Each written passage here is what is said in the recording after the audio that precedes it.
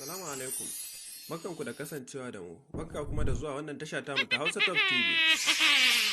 Wata ke kawo muku shirye-shirye dare da rana. Amma mai sauraro kakka manta ka danna mana alamar subscribe da kuma makaɗin sanarwa domin da zarar ka danna alamar subscribe zaka ga alamar makaɗin sanarwa ta fito sai ka danna mana. Ta haka ne za mu samu ƙwarin gwiwar kawo muku labarai na duniya baki ɗaya. Mun gode masu sauraro. Allah ya sake sada mu da ku. Salamu alaikum.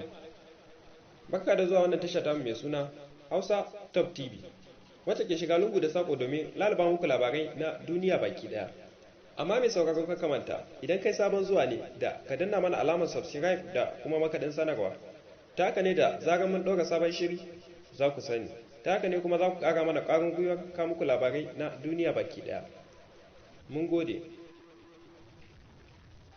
To mai sauraro, a yau ne muka samu labarin wani labari mara daɗi muka tsinkaye shi inda jaruma cikin izzar su wacce aka fi sani da Aisha ta saki bidiyonta tsirara da kuma hotuna sababbi a social media. Abin da ya babu daɗin ji gaskiya.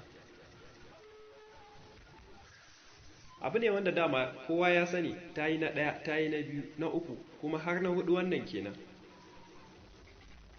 To amma mai sauraro kai ma me zaka ce game da haka? Muna so mu ji ra'ayoyinku ne game da wannan abun. So amma zaka iya mana comment da ra'ayinka domin mu gane menene ra'ayinku akan irin wannan abubuwan da suke faruwa.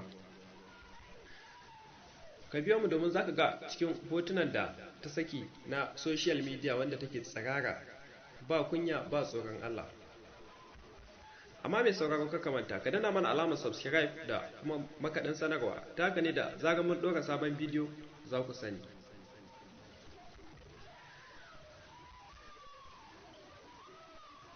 Muna fata da ku biyo mu a shiri na gaba domin ku ga wannan faifan bidiyo.